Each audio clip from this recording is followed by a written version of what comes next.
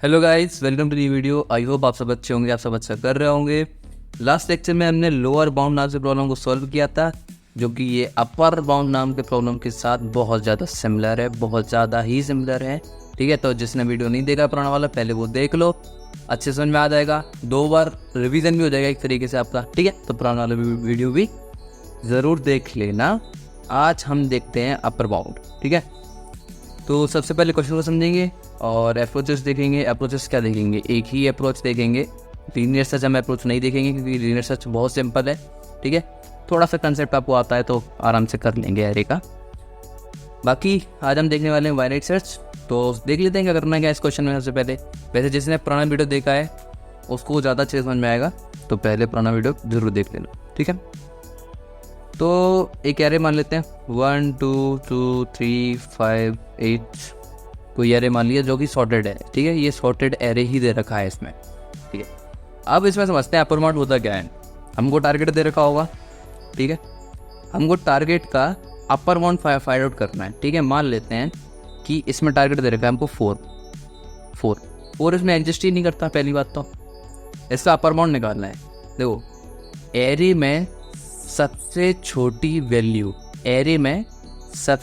Value, जो कि target से स्ट्रिक्टली ग्रेटर हो, इक्वल्स टू कुछ काम नहीं है इसमें, जो कि टारगेट से स्ट्रिक्टली ग्रेटर हो, वो हमारा आंसर होगा। ठीक है, तो इसमें देखो 4 से स्ट्रिक्टली ग्रेटर कौन सा है, जो कि सबसे छोटी वैल्यू हो रही है हमारी।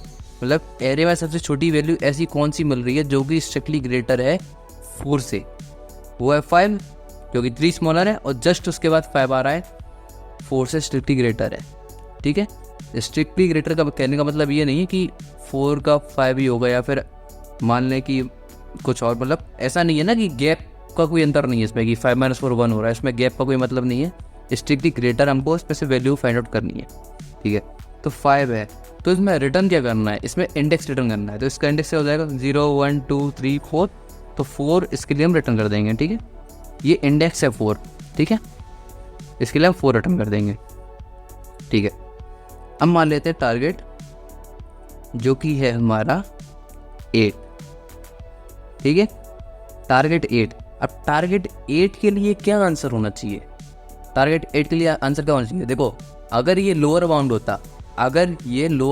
होता, तो आंसर क्या होता हमारा? इंडेक्स 5। ठीक है, बट ये लोअर बाउंड नहीं है, अपर बाउंड है। इसके लिए क्या चाहिए? Strictly greater. तो इसके लिए क्या हो जाएगा ना, ये size of array 6 size of array है ना, 6 हम इसके लिए रिटर्न कर देंगे। Got it? ठीक है, अब देखो टारगेट, एक चीज बताओ, टारगेट 1 के लिए हमारा क्या आंसर होगा? कि टारगेट 1 के लिए हमारा इंडेक्स 0 आंसर होगा? नहीं, इंडेक्स 0 आंसर नहीं होगा। इसका आंसर होगा इंडेक्स 1। इंडेक्स 1 कौन सा है? 2, क्योंकि स्ट्रिक्टली ग्रेटर चाहिए ना। ठीक है, तो अब मुझे लगता है आपको 200% समझ में तो आ ही गया होगा। ठीक है, तो क्या करना है इसका? करें ड्राई रन। चलो ड्राई रन कर लेते हैं, थोड़ा सा ड्राई रन रहेगा। सिंपल सा ड्राई रन।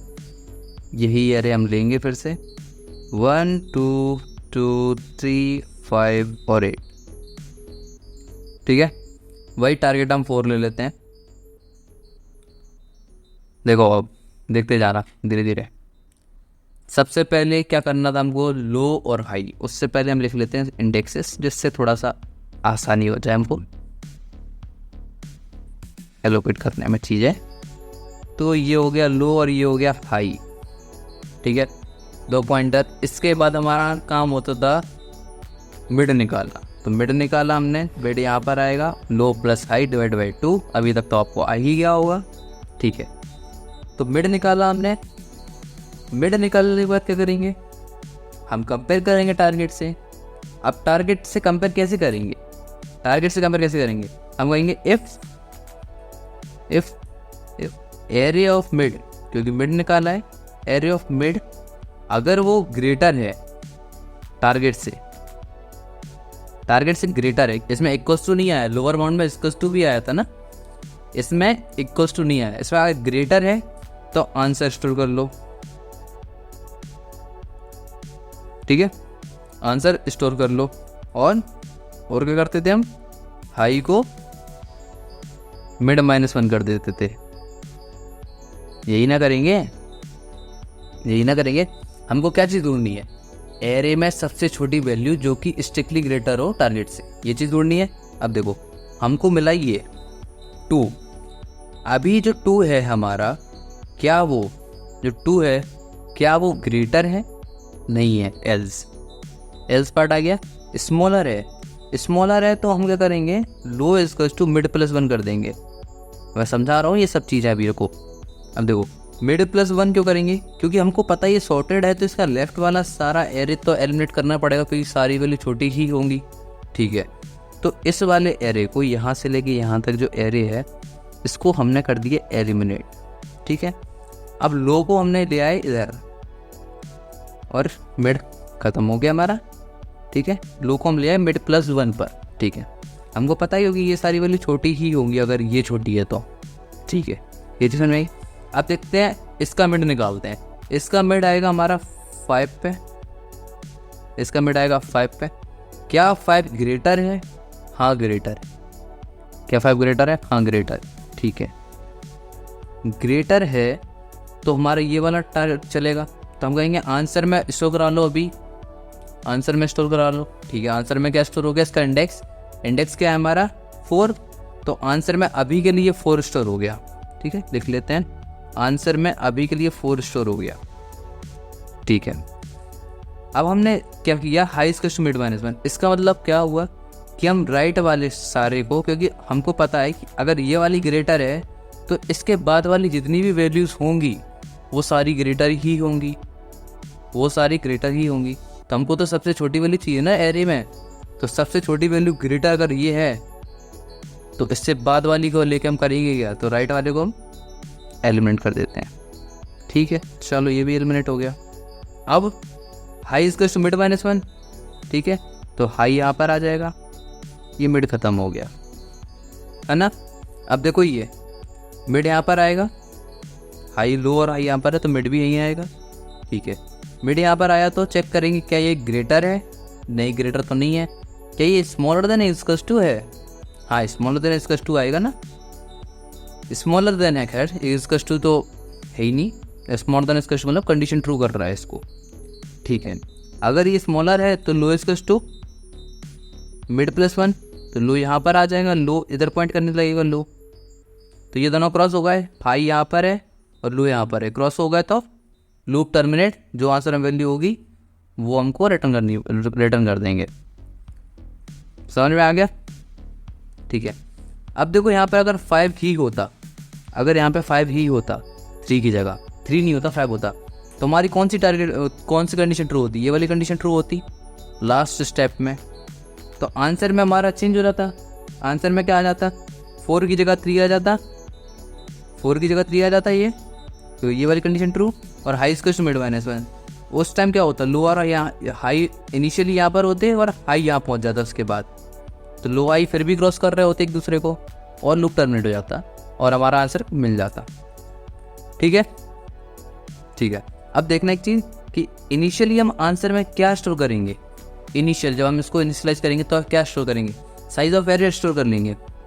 मान लेते हैं कि पूरे एरे में मतलब टारगेट 18 मिल गया हमको, अब पूरे एरे में सारी वैल्यू छोटीज़ ही हैं, मतलब छोटीज़ क्या होता है छोटीज़ है ना, सारी वैल्यू छोटी हैं, सारी वैल्यू छोटी हैं, तो क्या हमारा हाई मतलब पूरा लूप चलेगा और हाई यहाँ पर ही रहेगा, फिर ये क्रॉस करके अपने को एलिमिनेट कर देगा, तो आंसर में कोई वैल्यू स्टोर ही नहीं होगी, क्योंकि हर बार क्या ये वाला कंडीशन ट्रू होगी ना, तो आंसर में कुछ वैल्यू स्टोर ही नहीं हो रही है। तो आखिरी में जाके इससे क्या पता चलेगा कि सारी वैल्यूज छोटीज़ हैं, छोटी फिर से बोल दिया मैंने, सारी वैल्यू छोटी हैं और टारगेट उससे बड़ा है, तो ये इसमें स्टोर नहीं का मतलब कोई एग्जिस्ट ही नहीं कर रही है, तो हम साइज ऑफ एरे रिटर्न करा देंगे। फटाफट कोड देख लेते हैं, छोटा सा कोड है, चाहो तो मन से लिखो तो ज़्यादा बेटर रहेगा, वैसे मैं लिखवा देता हूँ। देखो सबसे पहले करना था int initialise low is to 0, mid high is to n-1, और आंसर में हम स्टोर कर लेते थे अपना n। ठीक है, वाइल लूप चलाएंगे, while low is smaller than equals to high, जब तक इजकल्स टू है तब तक भी चलाना ही है। और मिड निकालेंगे, int mid is equals to low plus high divide by 2, ठीक है। इसके बाद कंडीशन हमारी इफ एरे का मिड अगर स्ट्रिक्टली ग्रेटर है टारगेट से स्ट्रिक्टली ग्रेटर है तो आंसर इज टू मिड, ठीक है, और हाई इज टू मिड -1, है ना। ये मान लो क्या हमारा क्या हुआ, राइट वाला पोर्शन एलिमिनेट हुआ इससे, है ना, ठीक है। तो ये कंडीशन, एल्स कंडीशन में लो इज टू मिड +1, इससे हमारा क्या हो रहा है, लेफ्ट वाला पार्ट एलिमिनेट हो रहा है, ठीक है, एल्स हो गया। अब रिटर्न कर देंगे, सॉरी इससे पहले वाइल लूप का ये बंद होगा ना, उसके बाद रिटर्न होगा, और इट यू आर एन रिटर्न आंसर को रिटर्न कर देंगे जिसमें हमारा आंसर स्टोर हुआ, ठीक है। समझ में तो आ गया होगा। अब इसकी टाइम कॉम्प्लेक्सिटी वही जो पुरानी वाली टाइम कॉम्प्लेक्सिटी लोअर बाउंड की, बिग ऑफ लॉग एन, क्योंकि आधा हर एक स्टेप में आधा एरे एलिमिनेट हो जा रहा है ना, आधा पार्ट एरे का एलिमिनेट हो जा रहा है, ठीक है। तो लॉग एन और स्पेस कॉम्प्लेक्सिटी हमारी वही बिग ऑफ 1 कांस्टेंट, कुछ हमने लिए ही नहीं। चलो टाइम स्पेस कंपटीशन में आ गई। तो आई होप आपको ये क्वेश्चन समझ में आ गया होगा, अगर नहीं आया तो वीडियो फिर से देखो, आ जाएगा 200% आ जाएगा, ठीक है। तो thank you so much, have a nice day, पढ़ते रहें लिखते रहें, bye bye tata see you.